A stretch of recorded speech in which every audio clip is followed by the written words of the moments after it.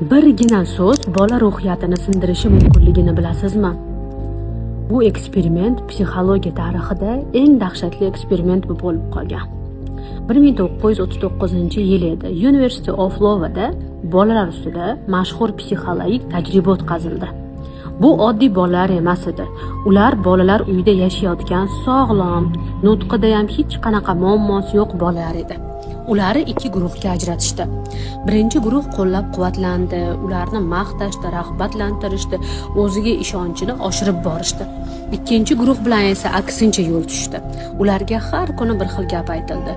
Sen noto'g'ri gapirasan, senda muammo bor, sen qo'lingdan bu kelmaydi, sen nimani ham bilarding. Va natija og'ir bo'ldi.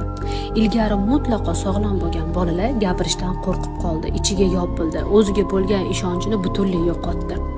Ba'zi hollarda hattoki nutq buzilishlari ham paydo bo'ldi.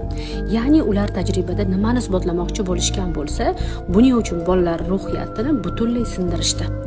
Shuning uchun so'z bu oddiy narsa emas. Tanqid bu tarbiya emas. Bu bolani ichki dunyosiga yoziladigan dastur.